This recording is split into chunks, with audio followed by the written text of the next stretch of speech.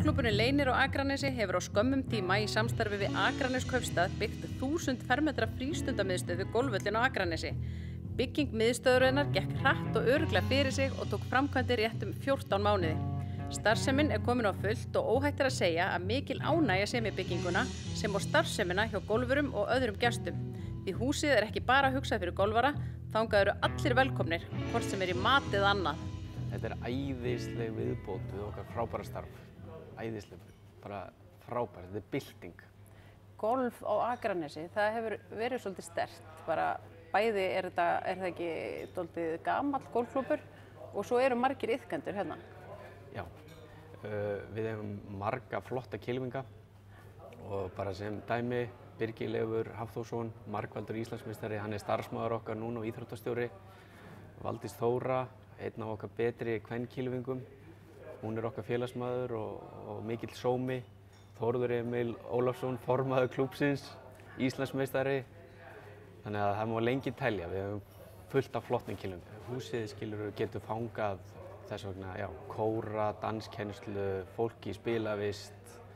Það allir velkomnir og við bjóðum bara alla til samstarfs. Ef fólk hefur áhuga, bara snúa sér til okkar.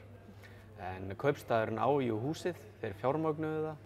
Golfklúbburinn Leynir sá framkvæmdina, stýrðinni og ég vil bara færa þakkir til kaupstaðarins því að þetta frábær viðbót og sannkölluð viðbót hér á Akranesi.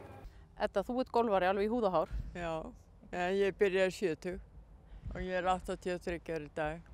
Mikill áhugi hérna á Akranesi meðal eldri borgara fyrir golfi? Við höfum verið 20-30 manns yfirleitt að púta. Og þetta gengur út á það að púta og æfa sig aðeins og svo setjast þið niður í kaffi og spjall? Já, það toppurinn. Hvort mikilvægara, kaffið og spjallið eða æfingin? Ég finnst náttúrulega, ég alveg forföllin í golfið, sko. Ég var búin að fara 9 holur í morgun á vellinum.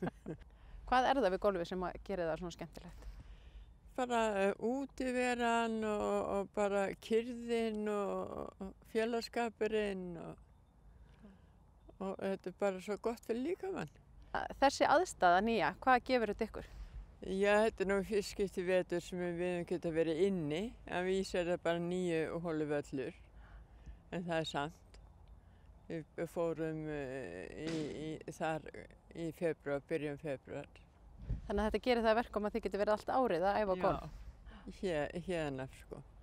Hér líka bara fullbúinn veitingarstaður, eða ekki, sem bara opinn öllum, fólki á götunni og gestum.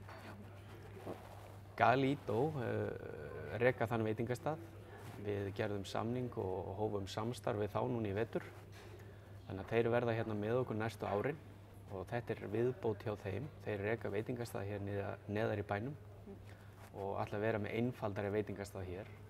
Svona bistró, kaffihús og við bjóðum bara alla velkomna.